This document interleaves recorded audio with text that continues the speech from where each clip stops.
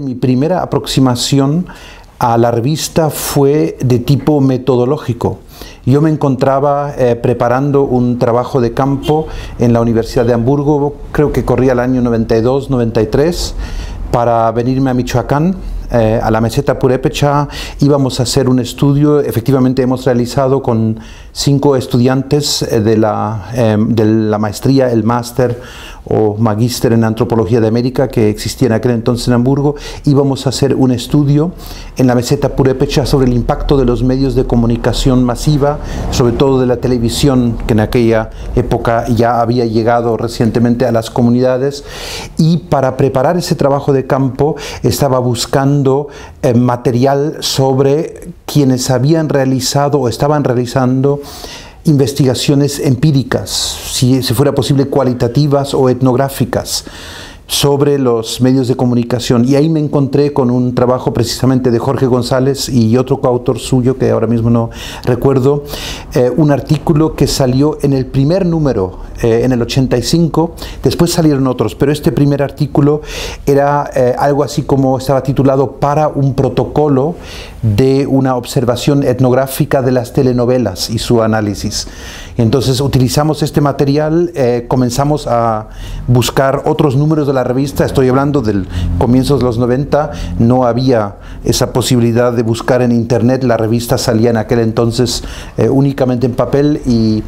estuvimos buscando en bibliotecas de Hamburgo y de Berlín hasta que al final conseguimos los números que necesitábamos, y esa fue mi primera aproximación. Y voy a regresar a este punto precisamente de las aportaciones metodológicas que realiza la revista Estudios sobre Culturas Contemporáneas. Entonces, desde aquel momento, y ya regresando, trabajando con los estudiantes del material, y por supuesto aprovechando también, recuerdo que posteriormente salió todo un monográfico sobre análisis cualitativo del consumo de telenovelas, de producción de telenovelas, y eso fue algo que nos ayudó mucho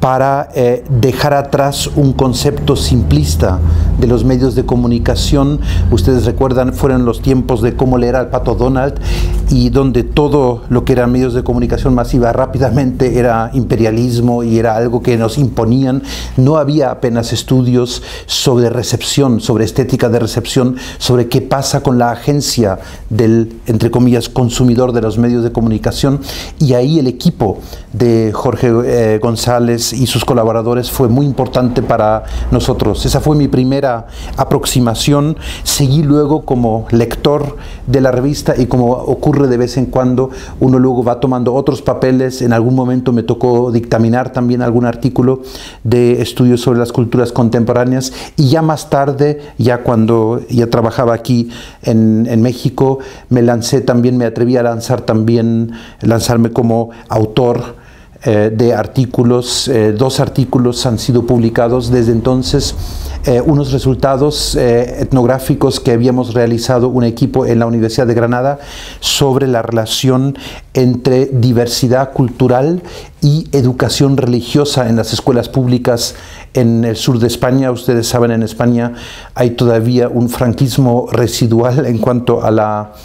lo que algunos llaman el nacionalcatolicismo, y por eso en toda escuela pública española hay educación religiosa. Entonces nos preguntábamos qué pasa con la inmigración musulmana, qué pasa con la conversión al protestantismo, si persiste esta supuesta homogeneidad en la oferta educativa. Entonces el artículo que salió en el número 28 de Estudios sobre Culturas Contemporáneas habla sobre la educación religiosa en tiempos de multiculturalismo en España. Y luego, mucho más recientemente, con una colega de Portugal, Manuela Guillerme, tuvimos la oportunidad de publicar un artículo en el número 40 en el 2014, que es más una contribución teórica a la delimitación de los conceptos de multiculturalismo, interculturalidad, la transculturalización, como algunos los llaman. Entonces eso fue, digamos, el origen y el transcurso de mi contacto, primero como lector, después como dictaminador, y ahora como orgulloso autor también de algunos artículos.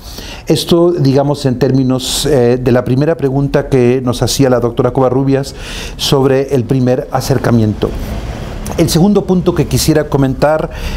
un poco más complicado de resumir, es cuál es el balance académico de la revista a 30 años de su fundación. Y ahí me gustaría destacar lo que desde aquel número del 85 hasta la fecha me ha llamado la atención como la idiosincrasia de esta revista en comparación con todo el boom de revistas académicas, de difusión, etcétera, que tanto revistas de suscripción y de pago como revistas de acceso abierto que hemos tenido en las últimas 2 o 3 décadas. Comparado con, como digo, con este boom de revistas, con ese exceso de revistas que cualquier departamentito, cualquier universidad, en cualquier lugar lanza su propia revista para tener posibilidades de publicación por la forma de cómo nos evalúan las grandes agencias. Comparado con eso, Estudios sobre Culturas Contemporáneas destaca en primer lugar por su continuidad. Lograr que una revista sea publicada periódicamente, sin interrupciones, aunque con nuevas épocas de cambios de equipos, por supuesto, es el primer logro y creo que es el primer motivo de festejo de este 30 aniversario. Conozco muy pocas revistas que en universidades como la de Colima, como la veracruzana, que no son, digamos, las macro universidades de la arena global, sino que son universidades específicas con una identidad propia y aún así logran mantener esa continuidad. Esta fue la primera característica y una de sus principales aportaciones, mantener un canal de difusión del conocimiento en estudios culturales abierta durante todo este tiempo, a pesar de los cambios en la dirección que hubo, los diferentes equipos, creo que son 2 o 3 generaciones que ya llevan liderando este proyecto. El segundo aspecto y la segunda contribución más importante que la vuelve muy singular en comparación con otras revistas es que nace en estrecha comunión, podríamos decir, con un proyecto y un programa de investigación. Normalmente las grandes revistas, sobre todo las de las disciplinas, una revista en educación, en antropología, en sociología o en comunicación, nace a partir de un interés todológico dentro de una disciplina. Aquí no, aquí la revista nace a partir de lo que luego se dio en llamar el programa Cultura de la Universidad de Colima,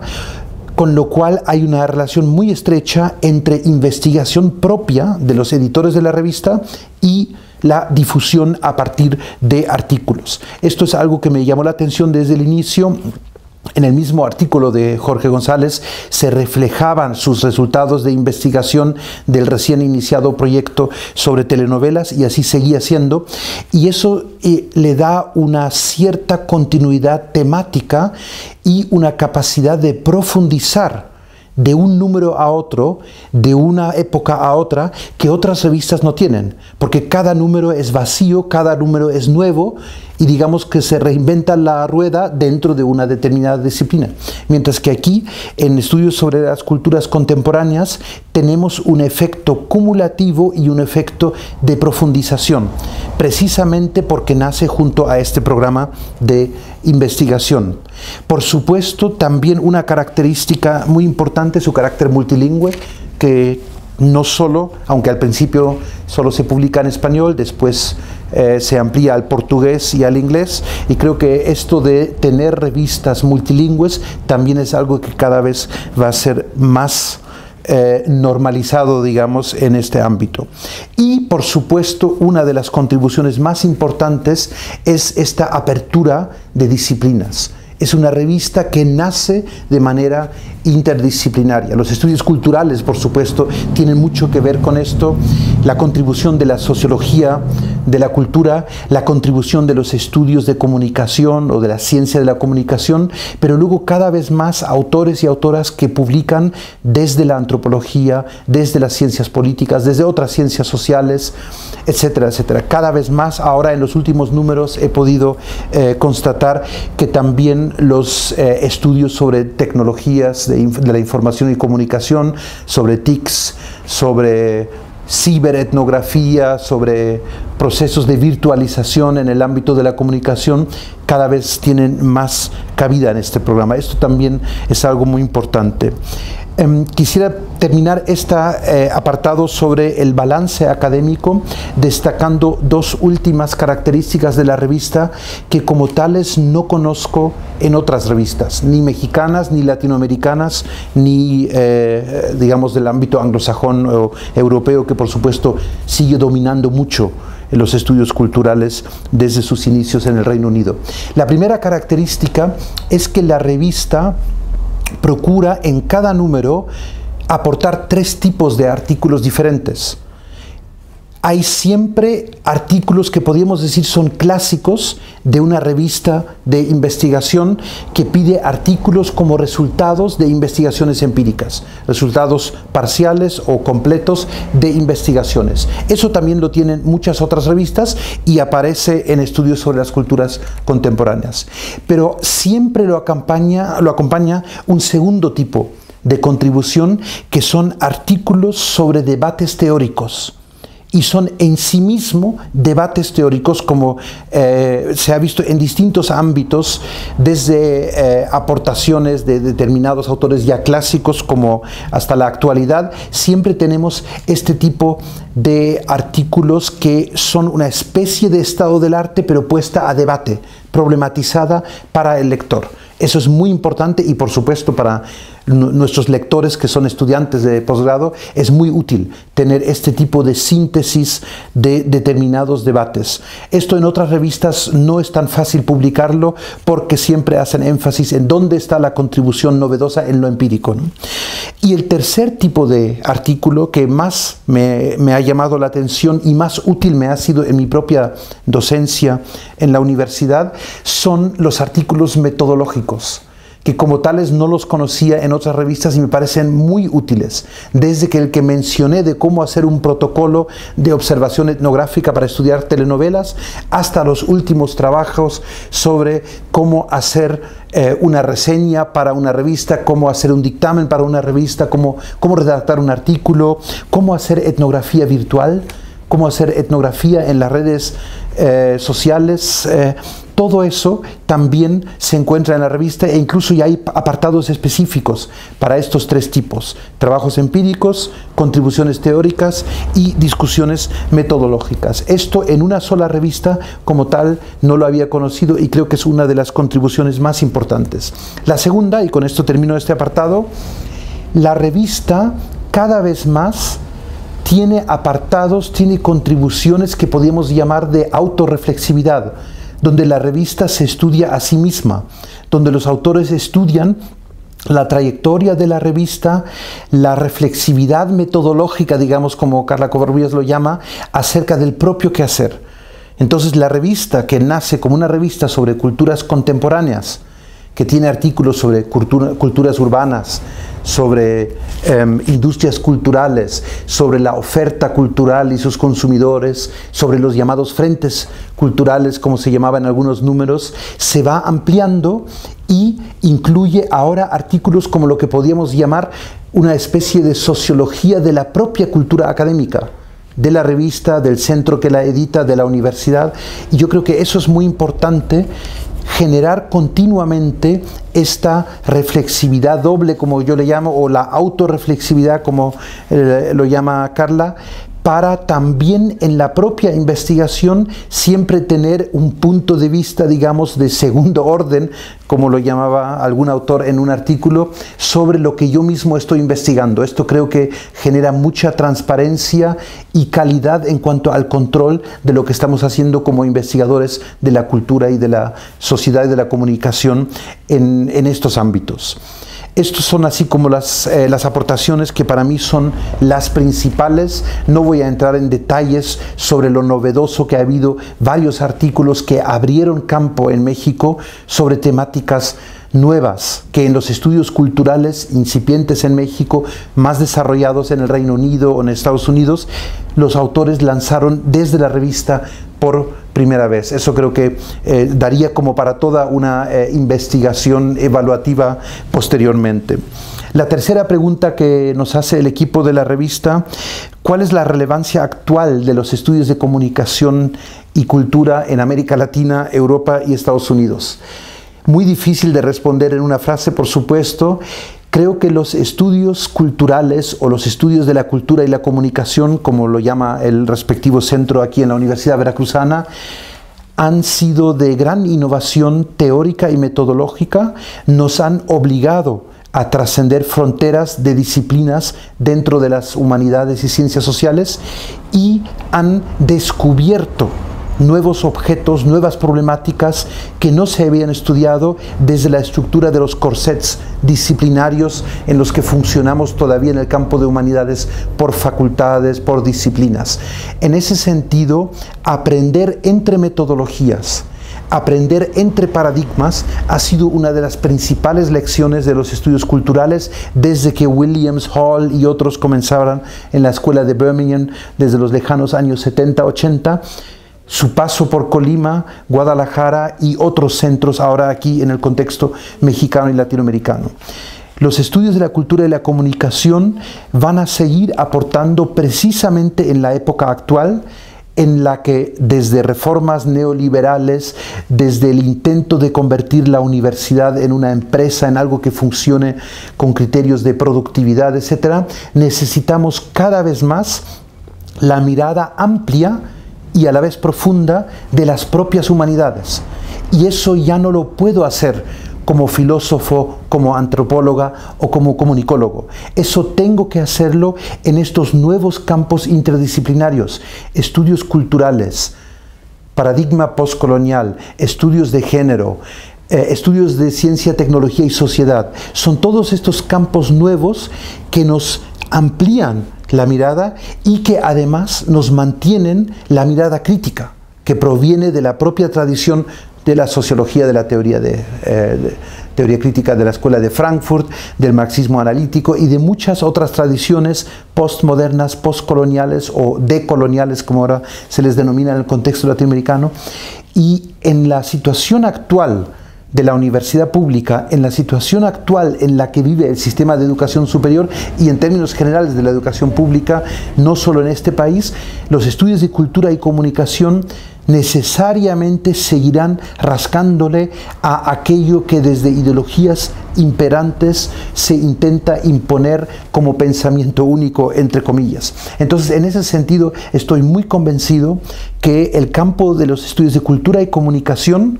que a varias disciplinas nos tambaleó en su inicio con su aportación tan heterodoxa, nuestras certezas. Yo provengo de la antropología, de una antropología muy clásica y disciplinaria como la que se practica en Alemania, y hablar de repente de cultura en otros términos, no de cultura tradicional, sino de culturas juveniles, de culturas híbridas, de culturas de la tecnociencia, etc. Por supuesto, cambia completamente nociones básicas de estas disciplinas, y eso creo que es la principal aportación. Recuerden cuando Paul Gay y otros publicaron, creo que fue también comienzos de los 80, la historia del Walkman de Sony, como un estudio holístico, desde estudios culturales, un estudio completo de procesos de producción, distribución y consumo del Walkman, que para los jóvenes que nos están escuchando y que no lo conocen es como el tatarabuelo del iPod, ¿no? y que tuvo una relevancia cultural y subcultural muy importante en los años 80, y que por primera vez se atrevieron académicos, como lo de la Escuela de Birmingham, a estudiar este tipo de objeto, de artefacto, pero en todas sus ramificaciones. Y eso es lo que el equipo de Colima ha hecho con las telenovelas y que otros han hecho con otros artefactos culturales o comunicacionales que nos rodean actualmente. Entonces, en ese sentido, la web 2.0, las revoluciones digitales, informáticas, etcétera, nos ponen otra vez la necesidad de estudiar con una mirada crítica, etnográfica, holística, fenómenos de cultura y comunicación en la sociedad contemporánea. Esa creo que es una de las principales aportaciones y ha llegado, como digo, para quedarse. No es una cuestión pasajera. Y la cuarta pregunta, la relación de estudios sobre culturas contemporáneos con los estudios culturales de aquí a los próximos 30 años. Soy muy reacio a hacer pronósticos y atrevimientos más en el sentido prospectivo, pero considero que si se logra mantener la relación estrecha entre proyectos y programas de investigación propios, por ejemplo, en los posgrados del Centro Universitario de Investigaciones Sociales de la Universidad de Colima, por una parte, y esta producción continua de artículos empíricos, teóricos y metodológicos en la revista, Estudios sobre Culturas Contemporáneas seguirá dando cauce para los estudios culturales aquí en México y en América Latina. Creo que se puede aprovechar aún más ahora la tecnología que tenemos a la mano para experimentar con nuevos formatos de edición. Yo creo que seguimos, aunque estemos estudiando realidades virtuales, como académicos a la antigua usanza, nuestros análisis son textuales y los entregamos en formato Word para que se publiquen en una revista, de ser posible impresa o digital, pero que al final acaba siendo un PDF, que nuevamente es una metáfora de un texto que solo utiliza una dimensión. Yo creo que estudios sobre las culturas contemporáneas puede también incursionar en estas otras formas de publicar en hipertexto, publicar con anexos que tienen que ver, por ejemplo, con archivos etnográficos digitalizados, incluir audios y videos dentro de la propia publicación, y sobre todo tiene la gran ventaja Estudios sobre Culturas Contemporáneas que, a diferencia de muchas otras revistas, todo su acervo ya está digitalizado, todo su acervo ya está en línea, y entonces existe esa posibilidad que otras revistas no tienen para ampliar, digamos, el lenguaje en el que hacemos el análisis, ampliar lo textual, también, como digo, a lo audiovisual y al hipertexto. Yo creo que son posibilidades tener junto a un artículo un pequeño blog para poder retroalimentar, para poder comentar este tipo de cuestiones que las nuevas generaciones nos enseñarán técnicamente cómo hacerlo. Es algo que la revista puede liderar. Independientemente ahora del formato, Estudios sobre las Culturas Contemporáneas seguirá siendo la revista de referencia en el contexto mexicano y latinoamericano sobre estudios de cultura y comunicación. Hay algunos intentos de otras revistas. Aquí en la Universidad Veracruzana estamos iniciando con una revista, Balajú, del Centro de Estudios sobre Cultura y Comunicación de la universidad, pero por supuesto son cuestiones muy recientes y que todavía no tienen estas características que mencionaba antes: continuidad, interdisciplinariedad, relación entre investigación propia y artículos invitados de fuera. Y yo creo que en este sentido la revista seguirá siendo un punto de referencia mucho más allá de Colima y mucho más allá de México. Y termino estas palabras de felicitaciones simplemente reiterándoles mi disposición, no solo para participar en este evento y en esta celebración a distancia, sino también, por supuesto, de seguir contribuyendo en los distintos roles que me toquen en cada caso con esta revista que, como digo, desde que la conocí en Hamburgo a comienzos de los años 90, para mí es de lectura obligatoria. Felicidades a Carla, a Genaro y a todo el equipo de la revista, y seguro que seguiremos intercambiándonos de aquí en adelante. Muchas gracias.